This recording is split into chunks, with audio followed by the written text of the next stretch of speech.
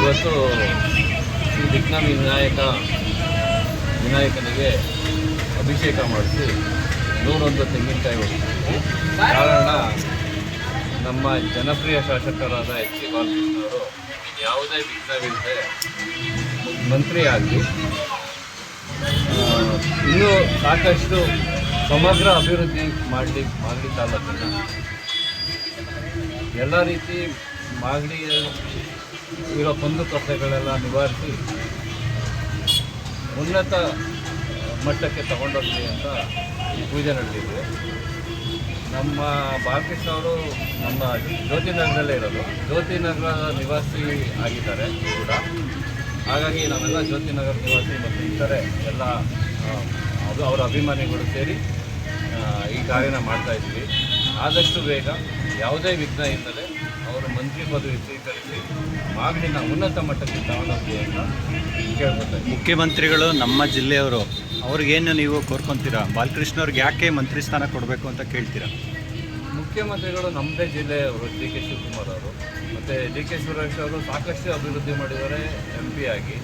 ಹಾಗಾಗಿ ಅವರು 5 ಬಾರಿ MLA ಆಗಿರೋ ಶ್ರೀಮಂತ ಎಚ್ ಸಿ ಬಾಲಕೃಷ್ಣ ಅವ್ರಿಗೆ ಮಂತ್ರಿ ಸ್ಥಾನ ಕೊಡಲೇಬೇಕು ಅಂತ ನಾವು ಅವರಲ್ಲಿ ಆಗ್ರಹಿಸ್ತೀವಿ.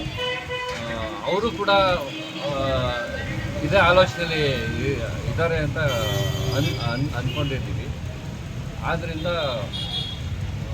ಬಹುತೇಕ ಖಚಿತ ಇರುತ್ತೆ ಎಚ್ ಸಿ ಬಾಲಕೃಷ್ಣ ಸಾಹೇಬರು ಮಿನಿಸ್ಟರ್ ಆಗೋದು. ಮತ್ತು ಅದೇ ಕಾರಣಕ್ಕೋಸ್ಕರ ಯಾವುದೇ ವಿಘ್ನ ಮಧ್ಯ ಬರ್ತಲೇ ಇರೋದಕ್ಕೋಸ್ಕರ ಮೊದಲನೇದಾಗಿ ವಿಘ್ನ ವಿನಾಯಕನಿಗೆ ಪೂಜೆ ಮಾಡ್ತಾಯಿದ್ದೀವಿ, ಅಭಿಷೇಕ ಮಾಡಿ.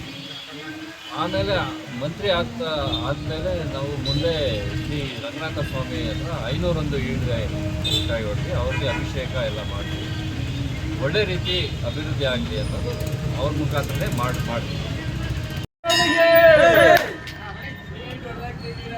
ಬರ್ರಿ ಈ ಕಡೆ.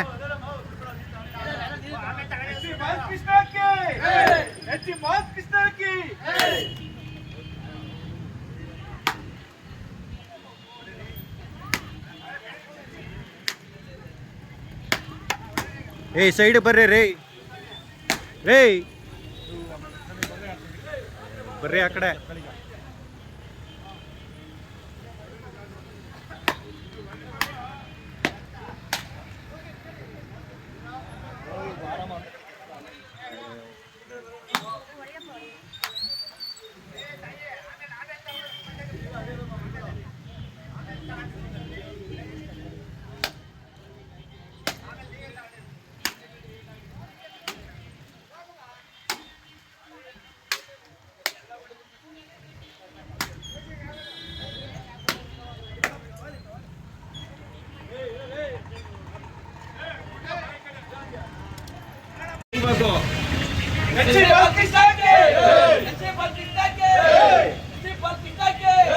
ಮುಂದಿನ ಮಂತ್ರಿ ಬಾಲಕೃಷ್ಣಕ್ಕೆ ಆಗ್ಲೇಬೇಕು ಮಂತ್ರಿ ಸ್ಥಾನ ಆಗ್ಲೇಬೇಕು ಮಂತ್ರಿ ಸ್ಥಾನ ಆಗ್ಲೇಬೇಕು ಮಂತ್ರಿ ಸ್ಥಾನ ಆಗ್ಲೇಬೇಕು. Shri ಬಾಲಕೃಷ್ಣಕ್ಕೆ D K ಶಿವಕುಮಾರ್ಗೆ